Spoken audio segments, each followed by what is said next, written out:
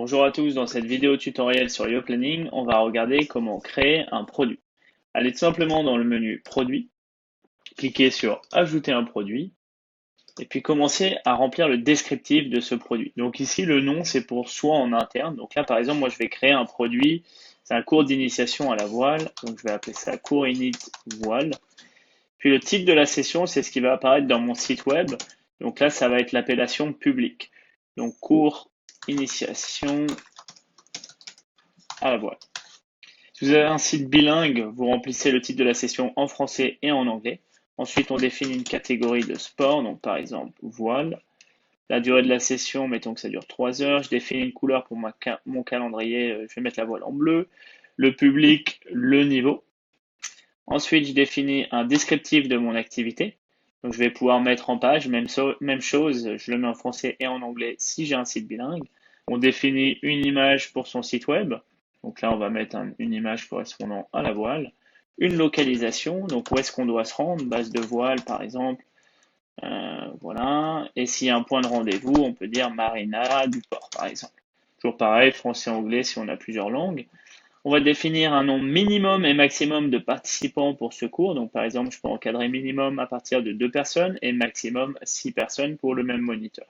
On peut définir un email de rappel à destination du client final. Par exemple, 7 jours avant, la personne qui s'inscrit en ligne va recevoir un rappel quand il a un cours de voile à venir effectuer. Quelles sont les données utiles sur les participants? Là, c'est lorsqu'ils s'inscrivent en ligne. Quelles sont les informations? Quelle est la data que vous souhaitez avoir sur vos clients? Donc, par exemple, je veux mettre une adresse email obligatoire, une date de naissance obligatoire. Peut-être qu'en voile, je veux demander l'expérience, mais je vais le mettre optionnel, le poids également.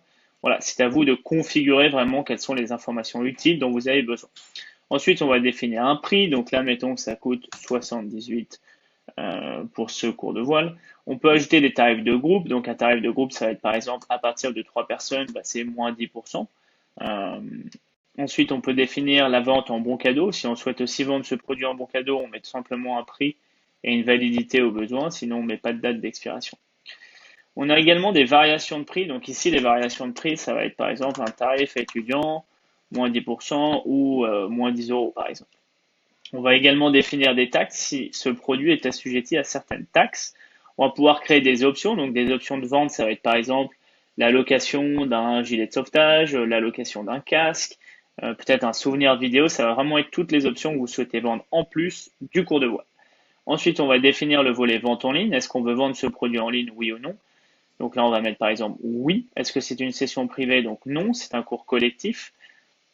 Jusqu'à combien d'heures avant le début de cette activité, on souhaite qu'elle soit affichée et réservable en ligne sur son site web. Donc là, on peut mettre par exemple jusqu'à 24 heures en ligne, on peut aussi mettre 2 ou beaucoup plus. Est-ce qu'on veut essayer de vendre des bons cadeaux en ligne? On va mettre oui. On peut personnaliser l'email post-réservation à destination du client final. Donc là, ça permet par exemple d'insérer le matériel à prévoir, les informations spécifiques que vous envoyez à chaque fois à votre client lorsqu'il a réservé. Vous pouvez l'insérer ici. Ça peut aussi être des décharges de responsabilité à faire signer, vraiment toutes les informations utiles pour votre client. Puis vous avez juste à sauvegarder votre produit. Et voilà, votre premier produit est maintenant dans votre liste.